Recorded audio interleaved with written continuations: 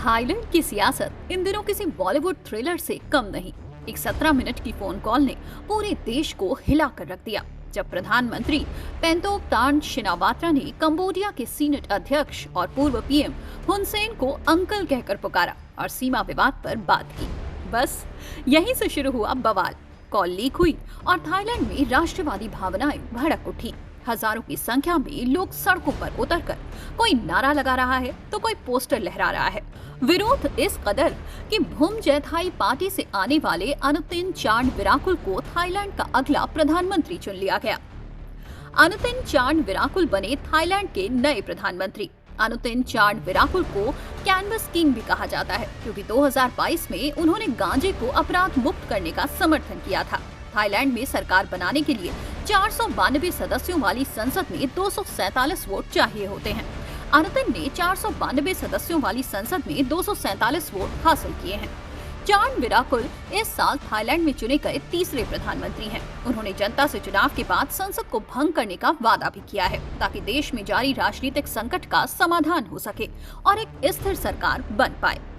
दरअसल पूरा मामला ये है कि पिछले हफ्ते थाईलैंड की संवैधानिक अदालत ने फ्यू थाई पार्टी की नेता पेंटोंगटान शिनावात्रा को प्रधानमंत्री पद से हटा दिया। उन पर आरोप था कि उन्होंने कंबोडिया के सीनेट अध्यक्ष हुन सेन से फोन पर बात की थी। फोन पर इस बातचीत को थाईलैंड की कोर्ट ने राजनीतिक नैतिकता के नियमों का उल्लंघन माना और प्रधानमंत्री पद से हटा दिया। 29 अगस्त 2025 को वहां के संवैधानिक न्यायालय प्रधानमंत्री पेंटोंगटान शिनावात्रा को हटाया गया। थाईलैंड और कंबोडिया के बीच सीमा विवाद के दौरान बातचीत पर कोर्ट ने उल्लंघन माना। कोर्ट का ये फैसला शिनावात्रा परिवार के लिए एक बड़ा झटका है। एक वर्ष में दूसरी बार पेंटोंगटान शिनावात्रा को संवैधानिक न्यायालय ने बर्खास्त किया है। 2008 के बाद पेंटोंगटान शिनावात्रा 5वीं प्रधानमंत्री बन गई हैं, जिनको संवैधानिक न्यायालय ने बर्खास्त किया है। थाईलैंड के राजनीतिक इतिहास में इस बात के पर्याप्त सबूत हैं कि न्यायपालिका, जो अक्सर सत्ता व्यवस्था के साथ मिलकर काम करती है, सैन्य राजशाही नेताओं की तुलना में जनवादी और सुधारवादी नेताओं के खिलाफ कहीं अधिक निर्णायक रूप से फैसले सुनाती है। शिनावात्रा राजवंश इसका मुख्य उदाहरण है।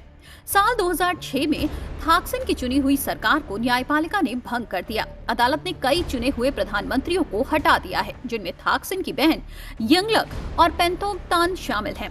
पिछले 17 सालों में न्यायपालिका ने थाईलैंड के 5 प्रधानमंत्रियों को हटाया है। इतना ही नहीं, साल 2023 में सबसे ज्यादा वोट पाने वाली पार्टी मूव फॉरवर्ड पार्टी को 2024 में भंग कर दिया गया।